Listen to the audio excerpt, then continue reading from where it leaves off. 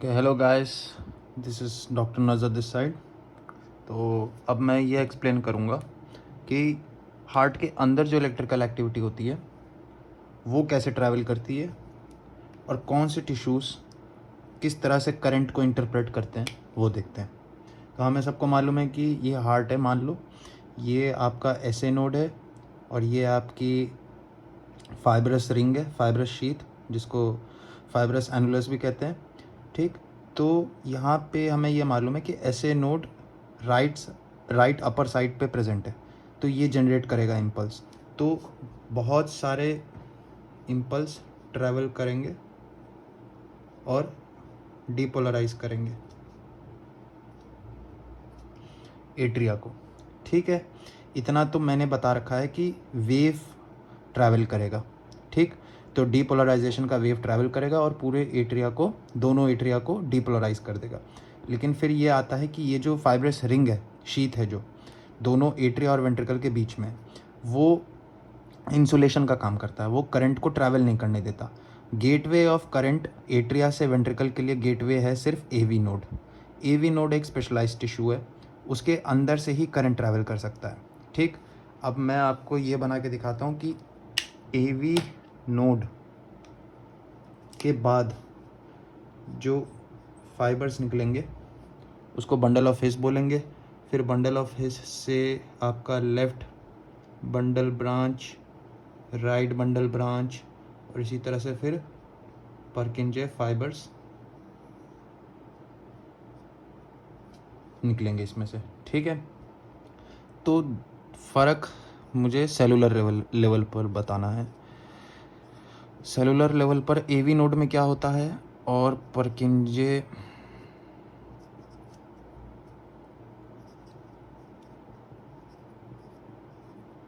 Fibre में, दोनों में फ़र्क कहाँ है। तो मान लो ये मैंने बड़ा बना दिया एवी नोड और ये है परकिंजे फाइबर के सेल्स। ठीक, फ़र्क यहाँ पे होता है कि एवी नोड के जो सेल्स होते हैं ना, वो छोटे छोटे होते हैं और कुछ इस तरह से अरेंज होते हैं।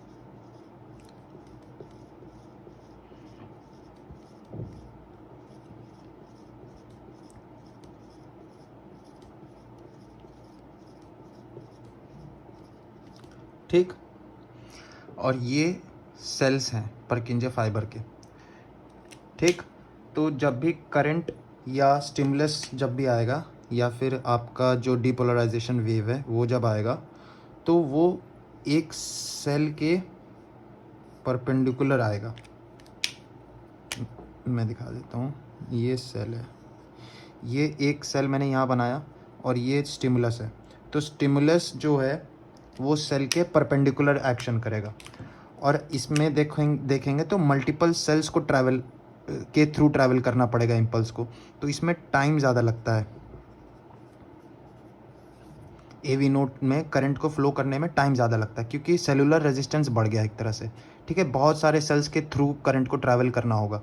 गैप जंक्शंस प्रेजेंट हैं, वो मुझे भी मालूम है, लेकिन इतने सारे लेयर्स होने की वजह से टाइम ज़्यादा लग जाता है। ठीक, और इसमें गैप जंक्शंस ज़्यादा होते हैं, तो जो भी इम्पल्स आएगा वो जल्दी जल्दी ट्रैवल करेगा।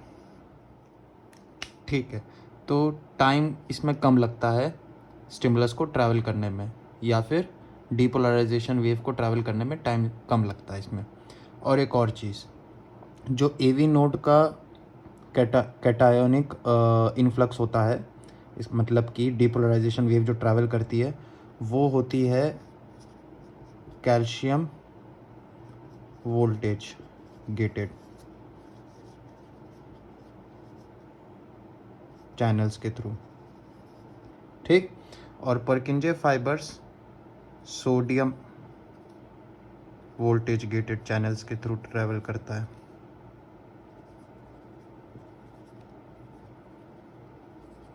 ठीक, कहने का मतलब ये है कि सोडियम वोल्टेज गेटेड चैनल्स जो होते हैं वो फास्ट होते हैं as compared to calcium voltage gated channels. तो ये भी एक फैक्टर हो गया कि परकिंजे फाइबर में जो डीपोलराइजेशन वेव होगा वो जल्दी ट्रैवल करेगा।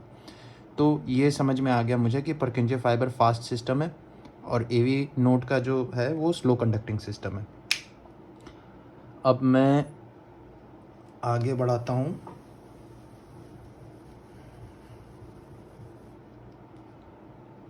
ठीक है, तो अब मुझे ये समझ में आ गया कि इम्पल्स जो था एट्रिया से ट्रैवल होते हुए पूरे एट्रिया को डीपोलराइज करते हुए एवी नोड पे आके रुक गया। एवी नोड एक तरह से इलेक्ट्रिकल डिले कराता है, ठीक है, इम्पल्स डिले कराता है 0.1 सेकेंड का। यहाँ पे डिले होगा 0.1 सेकेंड का, ठीक है। और ये इम्पल्स डिले ज़रूरी इसलिए होता है क्योंकि जब तक इम्पल्स यहाँ पे डिले करा रहा है ये एवी नोड, तो तब तक एट्रियल कॉन्ट्रैक्शन हो रहा होता है, क्योंकि तभी तो इफेक्टिवली ब्लड एट्रिया से वेंट्रिकल में फिल हो जाएगा। टाइम मिलेगा तभी तो एट्रिया का जो भी ब्लड कलेक्ट हुआ था वो सारा पंप होके वेंट्रिकल में जाएगा। तो इसलिए इम्पल्स डिले ज़रूरी होता है, क्योंकि अगर इम्पल्स डिले नहीं होता और सारा करंट एट्रिया से सीधे वेंट्रिकल में आ जाता तो टाइम ही नहीं मिलता एट्रियल कॉन्ट्रैक्शन को ब्लड खाली करने के लिए। तो इसलिए इम्पल्स डिले 0.1 सेकेंड में एट्रियल कॉन्ट्रैक्शन होता है और ब्लड फ्लो एट्रिया से वेंट्रिकल में हो जाता है। आगे, अब मान लो ये तुम्हारा एवी नोड है, ठीक। अब मैं इसको जूम करके बनाता हूँ।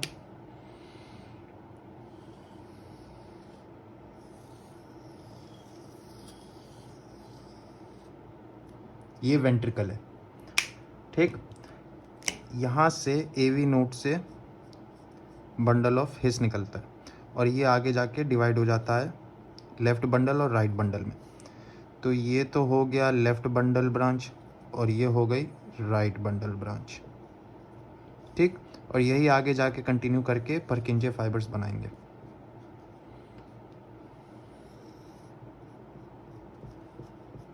ठीक है, जो एवी नोड से बंडल ऑफ हिस निकलता है यहाँ पे फाइब्रस टिश्यू होता है और यही फाइब्रस कोटिंग प्रेजेंट होती है राइट बंडल ब्रांच में, और उसी तरह से यही कोटिंग लेफ्ट बंडल ब्रांच में होती है फाइब्रस टिश्यू की। तो ये जो फाइब्रस टिश्यू की कोटिंग है ये एक तरह से इंसुलेशन का काम कर रही है। लेकिन ख़ास बात यह है कि लेफ़्ट बंडल ब्रांच में थोड़ी सी जगह अवेलेबल होती है, वहाँ पे फाइब्रस टिश्यू नहीं होती, वहाँ शीथ नहीं होती। तो ये कुछ ब्रांचेस यहाँ पे सेप्टा को दे देता है। तो सेप्टल डीपोलराइजेशन के लिए लेफ़्ट बंडल ब्रांच रिस्पॉन्सिबल होता है, ना कि राइट बंडल ब्रांच बंडल, ठीक। तो इसलिए ये इंपॉर्टेंट है जानना कि जब सेप्टल डीपोलराइजेशन होगा तो करंट लेफ़्ट बंडल ब्रांच से आया होगा, राइट बंडल ब्रांच से नहीं आया होगा। अब इसके बाद इम्पल्स आगे ट्रैवल करेगा, इम्पल्स आगे ट्रैवल करेगा और परकिंजे फाइबर्स से सारे वेंट्रिकल के मायोसाइट्स को डीपोलराइज करेगा, ठीक है। अब यहाँ पे ध्यान देने वाली बात यह है कि जब सेप्टल डीपोलराइजेशन होता है तो इस डायरेक्शन में डीपोलराइजेशन हो रहा है, ठीक। और जब यही इम्पल्स आगे दोनों ब्रांचेस में ट्रैवल करेगा तो ये डीपोलराइज करेगा सारे वेंट्रिकल को और ये ऐसे फ्लो करेंगे। डीपोलराइजेशन की वेव इस डायरेक्शन में फ्लो होगी, तो डीपोलराइजेशन के वेव ऐसे फ्लो करेंगे, ठीक। और इसी तरह से यही वेंट्रिकल यहाँ पे भी डीपोलराइज होगा।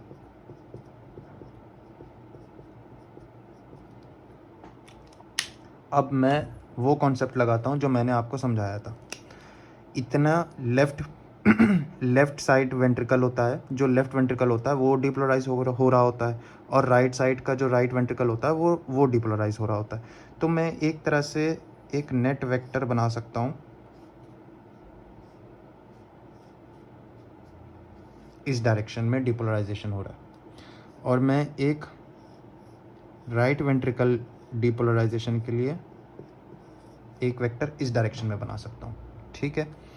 और रही बात आपके सेप्टल डीपोलराइजेशन की, तो डीपोलराइजेशन वेव ऐसे ट्रैवल कर रही है राइट एंड अपवर्ड्स। तो इसका भी एक छोटा सा वेक्टर मैं इधर बना देता हूँ, ठीक, तो मेरे पास ये 3 डीपोलराइजेशन वेव के वेक्टर्स मिल गए। ठीक है, और एवी नोड में जब इम्पल्स ट्रैवल कर रहा था तो एक तरह से इलेक्ट्रिकली साइलेंट होता है वो, मतलब कि एवी नोड में जब इम्पल्स ट्रैवल कर रहा होता है तो गैल्वेनोमीटर ये पिक नहीं कर पाता। क्यों? क्योंकि बहुत डिले होता है। मैंने सेलुलर लेवल पे जो बताया था उसी कारण जो इम्पल्स होता है बहुत स्लो ट्रैवल करता है और मैग्नीट्यूड में भी कम होता है, क्योंकि ये टिश्यू बहुत छोटा है। एवी नोड बहुत छोटा सा मॉडिफाइड टिश्यू है, तो इस वजह से इलेक्ट्रिकली साइलेंट होता है, तो इसमें वेक्टर नहीं बनता। बचा आपका एट्रिया। तो एट्रिया में जो भी डीपोलराइजेशन हो रहा है वो हम एक नेट वेक्टर से रिप्रेजेंट कर सकते हैं, वो भी पॉजिटिव डीपोलराइजेशन के लिए। तो पूरी बात यहाँ पे अब हम सारे वेक्टर्स को सम अप करके ये देखेंगे कि ये वाला vector, positive vector, atrial depolarization के लिए रिस्पॉन्सिबल है। फिर उसके बाद आता है AV node. AV node electrically silent होता है। उसके बाद हमारा आता है bundle of His. Bundle of His से लेफ्ट बंडल ब्रांच से कुछ फाइबर्स सेप्टल डीपोलराइजेशन कराती हैं, उसकी डायरेक्शन होती है राइट एंड अपवर्ड्स। ये हो गया दूसरा वेक्टर। बचे परकिंजे फाइबर्स जो वेंट्रिकुलर डीपोलराइजेशन कराएंगी, और ख़ास बात वेंट्रिकुलर डीपोलराइजेशन की ये है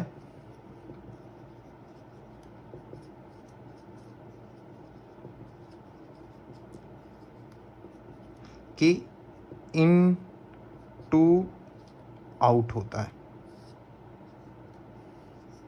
ये इंपॉर्टेंट स्टेटमेंट है कि जो वेंट्रिकुलर डीपोलराइजेशन हो रहा होता है वो इन टू आउट होता है। मतलब आपका यहाँ पे एंडोकार्डियम होगा तो सब एंडोकार्डियम में जो मायोकार्डियम प्रेजेंट है, तो वो वाला जो इनर मायोकार्डियम है वहाँ से डीपोलराइजेशन स्टार्ट होगा और आउटर मायोकार्डियम में जाके डीपोलराइजेशन रुकेगा। ठीक है, ये एक हो गया फंडा। अब मैं उस पॉइंट को वापस से लेना चाहूँगा कि मैंने लिखवाया था कि जो लास्ट सेल डीपोलराइज होता है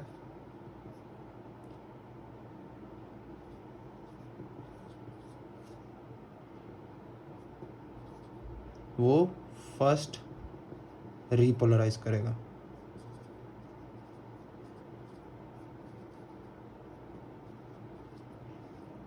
लॉजिकली ये देखा जाए कि ये हार्ट है, ठीक, तो ये रहा AV node, bundle of His, branches और ये फाइबर्स। ठीक, लॉजिकली मैंने ये बताया है कि डीपोलराइजेशन वेव बाहर ट्रैवल कर रही है अंदर से, तो अंदर वाली सेल को पहले रीपोलराइज होना चाहिए, लेकिन ऐसा क्यों हो रहा है कि बाहर वाला सेल पहले रीपोलराइज करता है? ऐसा इसलिए होता है क्योंकि जब करंट फ्लो करता है, इम्पल्स फ्लो करता है या डीपोलराइजेशन की वेव फ्लो करती है तो हार्ट कॉन्ट्रैक्शन स्टार्ट कर देता है। तो जब हार्ट कॉन्ट्रैक्ट करता है तो बाहर की मसल्स अंदर की तरफ पुश करती हैं। तो जब अंदर की तरफ पुश करती हैं तो जो मायोकार्डियम के अंदर जो वेसल्स होती हैं,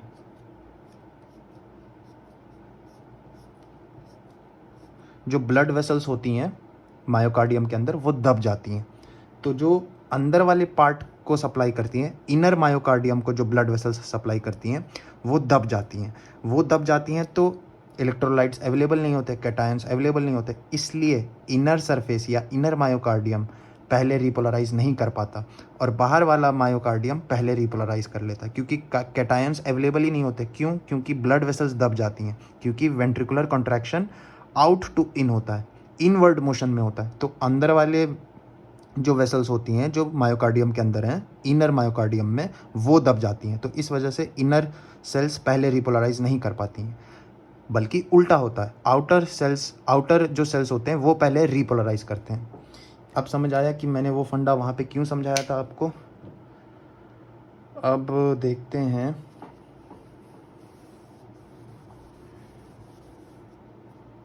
अब मैं सारे वेक्टर्स को एक जगह पे बना लेता हूँ। ये रहा हार्ट, ये रहा SA node, AV node, bundle of phase, left bundle, right bundle, Purkinje fibers, ठीक, और कुछ फाइबर्स सेप्टम के लिए। अब मैं वेक्टर्स बना लेता हूँ। ये वाला नेट वेक्टर ऐसे था, ठीक, और वो भी पॉजिटिव था, ठीक है। ये वाला वेक्टर ऐसे था लेफ्ट वेंट्रिकल के लिए। राइट वेंट्रिकल के लिए ये है वेक्टर, ठीक, और एक छोटा सा वेक्टर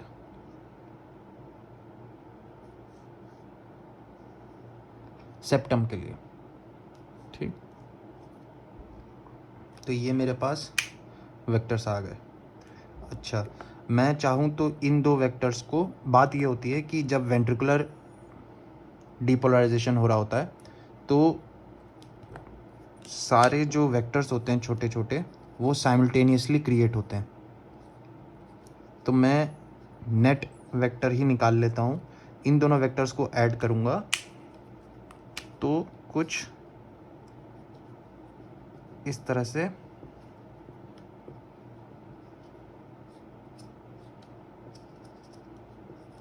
मिलेगा मुझे नेट वेक्टर, ठीक है। तो नेट वेक्टर निकालने के बाद जो वेंट्रिकुलर नेट वेक्टर निकला है, वेंट्रिकुलर डीपोलराइजेशन का जो नेट वेक्टर निकल गया है, तो हमें ये मिल गया। और एक और ख़ास बात होती है कि वेंट्रिकल के 3 पार्ट्स होते हैं बेसिकली। सेप्टल पार्ट होता है, एक एपेक्स पार्ट होता है, और बेजल पार्ट होता है, ठीक। तो बेजल पार्ट आखिर में जाके डीपोलराइज होता है, क्योंकि परकिंजे फाइबर ही एंड में पहुंचता है यहाँ पे। तो यहाँ पे जो डीपोलराइजेशन के वेक्टर होंगे बेजल पार्ट में, वो कुछ इस तरह से पॉइंट करेंगे, और वो भी पॉजिटिव वेक्टर होंगे। तो हमारे पास टोटल कितने वेक्टर्स हो गए? 1 2 3 और ये 4, ठीक।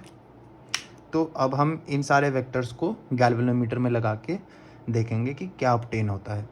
तो अब हम सारे वेक्टर्स को फिर से बना लेते हैं एक बार। ये एक वेक्टर हुआ डीपोलराइजेशन का, उसके बाद ये एक वेक्टर हुआ सेप्टल डीपोलराइजेशन का, उसके बाद ये एक वेक्टर हुआ वेंट्रिकुलर डीपोलराइजेशन का, और यहाँ पे बेजल डीपोलराइजेशन के लिए वेक्टर्स हो गए। अब मान लो ये एक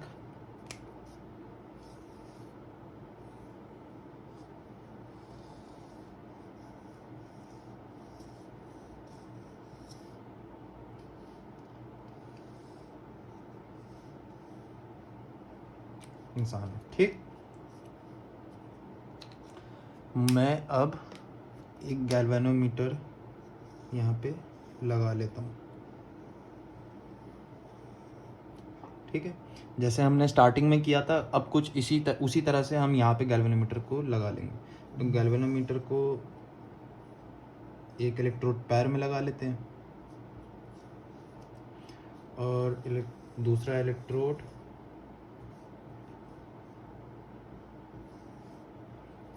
लेफ्ट हैंड में लगा लेते हैं, राइट आर्म में।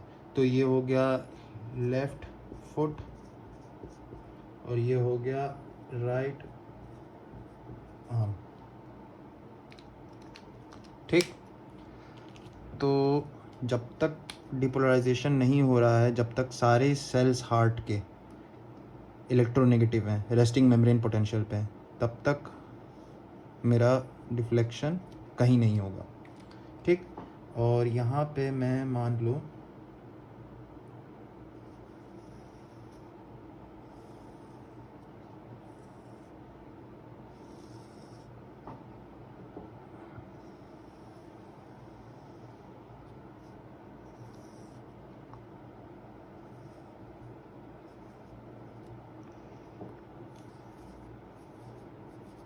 पेपर रोल लगा देता हूँ, और यहाँ पे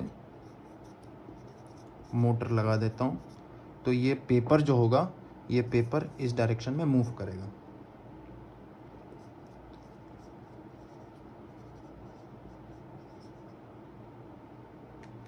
ठीक है, तो अब हम शुरू करते हैं। जैसे ही SA नोड फायर करेगा तो जो पहला वेक्टर बनेगा एट्रियल डीपोलराइजेशन के लिए वो कुछ इस तरह से दिखेगा। तो ये वाला जो पॉजिटिव वो है वेक्टर, वो पॉजिटिव इलेक्ट्रोड की डायरेक्शन में आ रहा है। तो मैंने रूल्स में लिखवाया था कि positive vector moving towards positive electrode तो एक पॉजिटिव डिफ्लेक्शन आएगा। तो मान लो ये तुम्हारे डिफ्लेक्शन है, तो पॉजिटिव डिफ्लेक्शन में नीडल अप मूव करेगी, तो नीडल अप मूव करती है।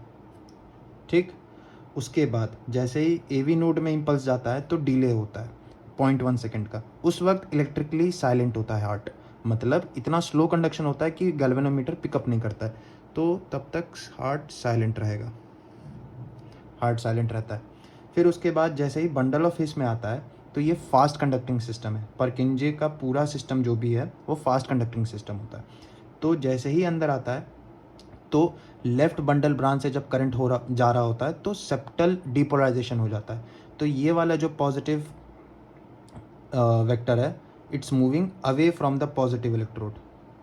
ठीक, तो ऐसे समझो, या तो positive vector moving towards negative electrode तो एक नेगेटिव वेव बनेगी। ठीक, तो सेप्टल डीपोलराइजेशन के लिए एक नेगेटिव वेव बन रही है। इसी को हम लोग देखते हैं कि जब एट्रियल डीपोलराइजेशन होता है तो एक पॉजिटिव वेव बनती है क्योंकि पॉजिटिव इलेक्ट्रोड की तरफ जा रही थी वेक्टर, और जब अपोजिट डायरेक्शन में जा रहा है पॉजिटिव वेक्टर तो नेगेटिव बनेगा वेव। उसके बाद जैसे ही वेंट्रिकुलर डीपोलराइजेशन स्टार्ट होता है, परकिंजे फाइबर से दोनों वेंट्रिकल्स में डीपोलराइजेशन वेव फैलती है, तो ये वाला वेक्टर बनता है। और ये वाला वेक्टर बहुत बड़ा होता है, स्ट्रॉन्ग होता है। क्यों?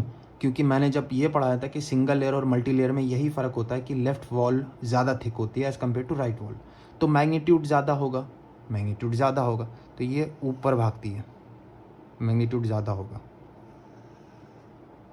ठीक, और जल्दी भी आ जाएगी क्योंकि परकिंजे सिस्टम है।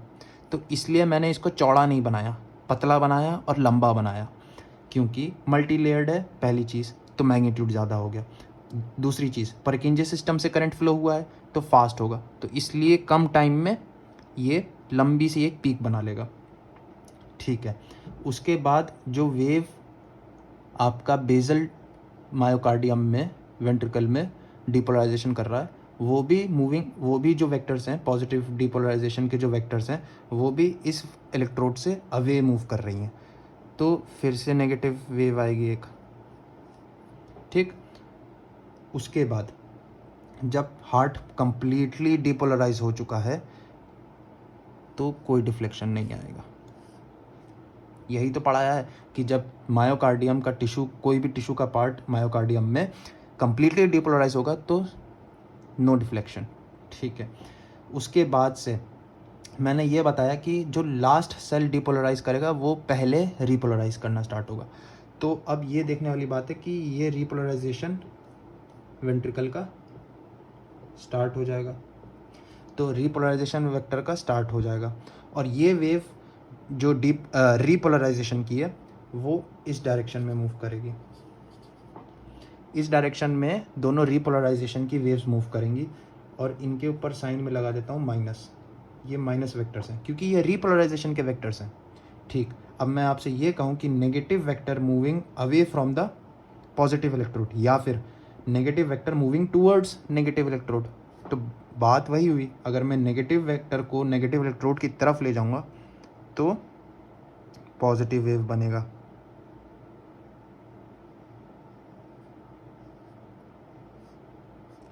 ठीक, तो बात यह है कि जब रीपोलराइजेशन होता है तो रीपोलराइजेशन में मस्कुलर टिश्यू से ट्रैवल कर रहा होता है। ठीक, तो और ये रीपोलराइजेशन होता है इनफ्लक्स की वजह से, ई फ्लक्स की वजह से। जब पोटेशियम ई फ्लक्स होता है तभी रीपोलराइज करता है सेल, और वो स्लो प्रोसेस है। तो उस पोटेशियम ई फ्लक्स की वजह से धीरे धीरे रीपोलराइजेशन की वेव फैलती है, तो इसलिए ये ज़्यादा टाइम में रीपोलराइज करता है। ठीक, तो ऐसा कुछ स्ट्रक्चर तो हमने देखा ही हुआ है, इसी को बोलते हैं P, Q, R, S और T। अब मैं आपको डायग्राम में एक एक करके हर वेव का वेक्टोरियल रिप्रेजेंटेशन दे देता हूँ। ये हार्ट है, ठीक। इस हार्ट में जो वेक्टर होगा वो ये वाला वेक्टर होगा, ये P को रिप्रेजेंट करता है, ठीक। Q वाला जो था ये रहा हार्ट, तो ये जो Q था, इस Q के अंदर जो सेप्टल डिपोलराइजेशन हो रहा था वो इस डायरेक्शन में हो रहा था, तो उस वजह से ये नेगेटिव डिफ्लेक्शन आया था, तो ये Q वेव को कॉरेस्पॉन्ड करेगा। उसके बाद यहाँ पे ये हार्ट, जब वेंट्रिकुलर डिपोलराइजेशन की बात आई तो वेक्टर ऐसे था, तो ये जो डिपोलराइजेशन वेंट्रिकल का था वो आर वेव बता रहा है। उसके बाद एस वेव में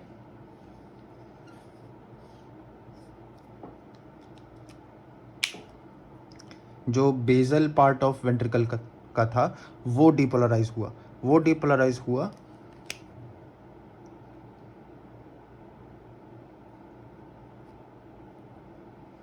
इस डायरेक्शन में, और वो थे पॉजिटिव, सॉरी यहाँ पे आपका ये पॉजिटिव वेक्टर होगा ना,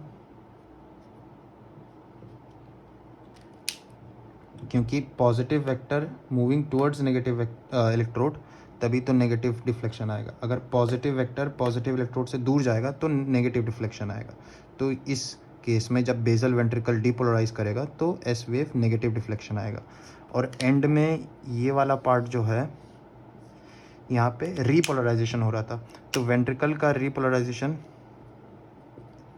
वाला वेव इस तरह से बनेगा, और वो भी पॉजिटिव वेव देगा, क्योंकि negative vector moving towards negative electrode, तो पॉजिटिव वेव आएगा।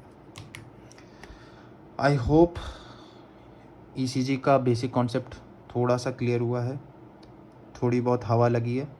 मतलब बेसिकली मेरा ये कहने का मतलब ये था कि ये जो लेक्चर था बेसिकली आपका इलेक्ट्रिकल एक्टिविटी को वेव्स से और हार्ट में वो इम्पल्स कहाँ ट्रैवल कर रहा है वो बताने का मेरा मकसद था, वो मोटिव था। Thanks for watching.